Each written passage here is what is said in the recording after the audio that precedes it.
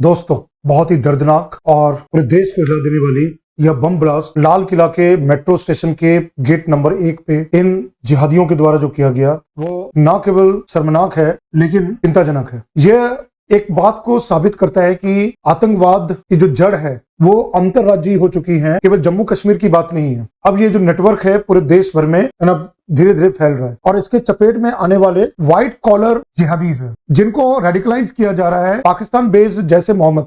यह ब्लास्ट 6:52 में 10 नवंबर को मेट्रो स्टेशन के गेट नंबर 1 के पास धीरे धीरे स्पीड में चलते हुए कार में रखे हुए एक्सप्लोजिव से किया गया। शुरुआती जांच में यह पता चला है कि इसमें अमोनियम नाइट्रेट का उपयोग किया गया है, लेकिन अमोनियम नाइट्रेट से ज्यादा powerful IED intensive explosive device जो उसको बहुत ढंग से नहीं प्रॉपरली असेंबल किया गया उसका यूज किया गया। 13 लोगों की जानें जा चुकी हैं अब तक और कई लोग घायल भी है जिनका इलाज एलएनजेपी हॉस्पिटल में चल रहा है। मरे हुए लोगों के पोस्टमार्टम और जो घायल लोगों के मेडिकल चेकअप से ये पता चलता है शरीर का जला रहना और अंग का खराब होना। अब ये समझ सकते हैं कि ये जो एक्सप्लोजन हुआ, विस्फोट हुआ, बहुत ही क्लोज करीब से हुआ। सबसे बड़ी बात यह है कि ठीक एक दिन पहले फरीदाबाद में डॉक्टर मुजम्मिल और उसके ठिकानों पे जब पुलिस ने रेड किया तो 2900 किलोग्राम आरडीएक्स बरामद हुआ और इसके लिंक जो है पुलवामा के साथ जुड़ रहे हैं। जस्ट कुछ ही महीने पहले पुलवामा में ऐसे पोस्टर लगाए गए जो कि जैस के पोस्टर थे और खुफिया एजेंसी को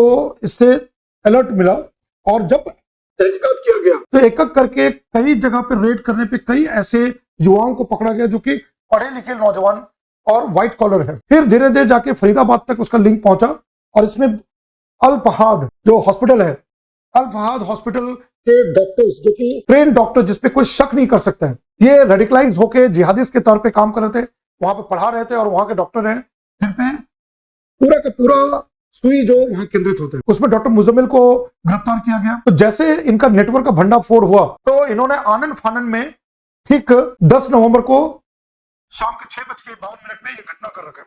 इसमें जो मुख्य आरोपी में डॉक्टर उमर का नाम आता है वो 3 घंटे तक मेट्रो पार्किंग में रहा, फिर बाहर निकला और उसके बाद ये ब्लास्ट किया। इसके तार लखनऊ से जुड़ रहे हैं, डॉक्टर शाहीन और उसके भाई के साथ जुड़ा हुआ आ रहा है नेटवर्क। कहने का मतलब फरीदाबाद से लेकर यूपी से लेकर जम्मू कश्मीर तक ये व्हाइट कॉलर नेटवर्क का जाल अब धीरे धीरे सामने आ रहा है। भारत सरकार ने इसको आतंकवादी घटना का करार दिया है और इसके लिए रेजोल्यूशन पास किया गया। इससे पहले ऑपरेशन सिंदूर में हमारे प्रधानमंत्री ने साफ कह दिया था कि कोई भी इस प्रकार का घटना पाकिस्तान के द्वारा होता है उसको एक्ट ऑफ वॉर समझा जाएगा। भूटान में ही प्रधानमंत्री ने कहा है कि किसी को नहीं छोड़ा जाएगा, केवल आतंकवादी ही नहीं उनको समर्थन देने वाले और उनके नेटवर्क को सबको सही जवाब दिया जाएगा। पूरी देश इस घटना से प्रभावित है। मृत लोग और जो लोग घायल है उनके साथ मेरी बहुत संवेदनाएं हैं और 10 नवंबर की घटना जो 14 साल बाद दिल्ली में घटित हुआ है ये हमारे एजेंसियों के लिए एक सबक है कि वो जागे,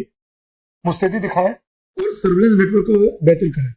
अब आतंकवाद में कोई फर्क नहीं होता है, कोई व्हाइट कॉलर है या कोई सड़क छाप है ना, छोटे लेवल का कोई व्यक्ति है। और अब जरूरत हो गया जिस तरह से हमने नक्सलवाद के लिए डट के मुकाबला करके नक्सलवाद को हमने ऑलमोस्ट खत्म करने के, उसी तरह ये जो नासुर बना हुआ जो घाव है उसको हम लोग पूरी तरह से जड़ से खत्म कर दें। जय हिंद, जय भारत।